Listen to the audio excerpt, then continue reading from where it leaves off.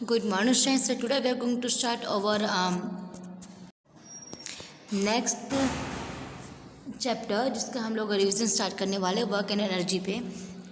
So first question में हमें बोला गया 148 पेज पे कि 4 से 7 न्यूटन का वो लग रहा है एक ऑब्जेक्ट पे।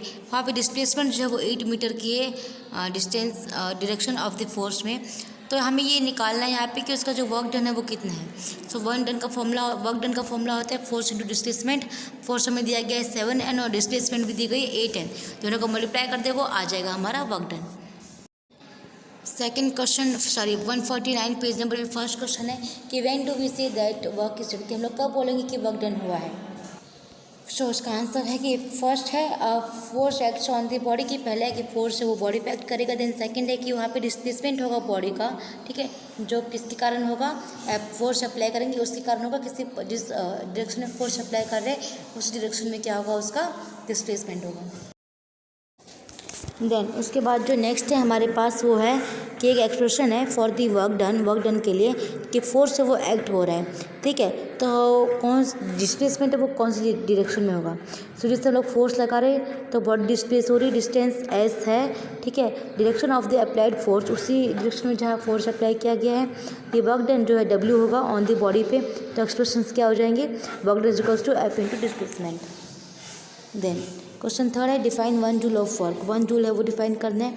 तो 1 joule is the amount of work done by a force of 1 newton on an object, कि एक ऑब्जेक्ट है उस पर हमने 1 न्यूटन का फोर्स लगाया है तब जाके क्या होता है 1 जूल का अमाउंट का वर्क होता है, जो डिस्प्लेस होता है एक डिस्टेंस में 1 मीटर में। देन नेक्स्ट है क्वेश्चन फोर्थ में कि अ पेयर ऑफ ब्लॉक है, ठीक है, जो कि एग्जर्ट करता है फोर्स 140 N ऑन एक प्लाव पे। तो फील्ड जो है वो प्लाव जो होती है 15 मीटर लॉन्ग, तो कितना वर्क डन हुआ उसमें प्लोइंग में। तो वही है work done is equals to F into displacement. हमें क्या दिया गया है, फोर्स दिया गया है, डिस्प्लेसमेंट दिया गया है, मल्टीप्लाई कर दो वर्क डन आ जाएगा। देन पेज नंबर 152 पर है कि what is the kinetic energy. Kinetic energy क्या होती है। तो काइनेटिक एनर्जी क्या है, energy possessed by a body by the virtue of its motion every moving object possess kinetic energy. मतलब जब बॉडी मूव करी तो हर एक जो उसकी जो मूवमेंट हो रही है उस पर वो काइनेटिक एनर्जी प्रोसेस करती है, ठीक है। Body uses kinetic energy to do work. Kinetic energy वो वर्क करने के लिए यूज़ करती है। Kinetic energy of hammer is used in during a nail into a log of wood. जैसे नेल है उससे हम लोग एक उसमें डाल रहे हैं, वुड में डाल रहे हैं, ठीक है, हैमर से, तो वो क्या है काइनेटिक एनर्जी का एग्जाम्पल है। देन नेक्स्ट हमारे पास क्या है यहाँ पे क्वेश्चन सेकंड में, write an expressions for the kinetic energy of an object. Kinetic energy किसी भी ऑब्जेक्ट के लिए उसके लिए हमें लिखना है। तो A K equals to half M V square, ये फॉर्मूला है उसका। इट्स ऐसे यूनिट जो है वो क्या होती है उसकी जूल होती है। वी वेलोसिटी आ गई, एम मास आ गया इसमें। देन थर्ड क्वेश्चन में कि काइनेटिक एनर्जी है किसी भी ऑब्जेक्ट की एम है वो मूव कर रही है विद वेलोसिटी 5 मीटर और इस 25 जूल है। So what will be the kinetic energy. तो काइनेटिक एनर्जी जो है वो क्या होगी, when its velocity is double, की जब उसकी वेलोसिटी वो डबल हो गई है। What will be it's kinetic energy, तो उसकी काइनेटिक एनर्जी वो क्या होगी। सो यहाँ पे फर्स्ट में बोला गया है कि दी वेलोसिटी जो है ऑब्जेक्ट की वो वी क्या होता है 5 इंटू 2 यानी कि 10 मीटर पर सेकेंड हो गया, स्पीड इंटू टाइम हो गया उसका, ठीक है। तो इट्स काइनेटिक एनर्जी जो है becomes 4 times its original value, मतलब उसकी जो ओरिजिनल वैल्यू है उसकी वो 4 टाइम्स होगी वो, है ना। बिकॉज ये क्योंकि प्रोपोर्शनल है उसका स्क्वायर की प्रोपोर्शन है, मतलब स्क्वायर बढ़ेगा तो वैल्यू भी बढ़ेगी। तो काइनेटिक एनर्जी हमारे पास कितना आ गया 25 इंटू 4 यानी कि 100 जूल आ गया, ठीक है। तो उसकी वेलोसिटी जो है वो इंक्रीज होगी 3 टाइम्स, ये है सेकेंड का आंसर। देन उसके बाद जो काइनेटिक एनर्जी है वो बिकम 3 टाइम्स हो जाएगी वहाँ पे, सॉरी 9 टाइम्स, क्योंकि उसका डबल हो जाएगा। तो 25 इंटू 9 यानी कि आ गया 225 जूल आ गया। देन 156 पेज नंबर पर है कि पावर क्या होता है। तो पावर क्या है, वो रेट है of doing work, the rate of transfer of energy. इसमें क्या होता है कि एनर्जी का ट्रांसफॉर्मेशन होता है। It is the amount of work done, ये क्या है वर्क डन की अमाउंट है इन टाइम टी में।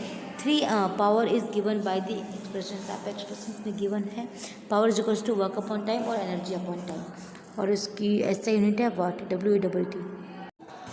देन क्वेश्चन फोर्थ हमारा सेकेंड हमारे पास है 1 वाट ऑफ पावर है, we have to define it. So a body is said to have power of 1 watt, की एक बॉडी अगर वो ये बोल रही है कि उसकी पावर 1 वाट की पावर है, so if it does work at the rate of 1 joule, तो वो क्या करता है कि 1 जूल इन 1 सेकेंड में वो वर्क करता है।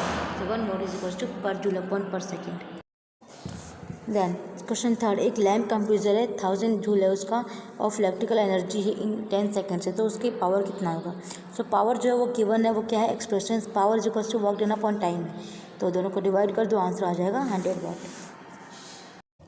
नेक्स्ट क्वेश्चन है हमारे पास कि डिफाइन एवरेज पावर है। तो a body can do different amount of work, एक बॉडी है वो अलग अलग टाइप के काम कर सकती है, ठीक है, और वो भी डिफरेंट टाइम्स में। So hence it is better to find average power, तो हमें क्या करना है कि एवरेज पावर है वो डिफाइन करना है, ठीक है। तो average power is obtained by dividing the total amount of work, इससे क्या बोला गया कि एवरेज पावर है वो ऑब्टेन्ड होगी कब, जब हम लोग डिवाइड कर देंगे टोटल अमाउंट को वर्क डन की, वो भी कितने में, टोटल टाइम में। तो दोनों को डिवाइड कर दो, एवरेज पावर का फॉर्मूला क्या होता है, total work done upon total time taken.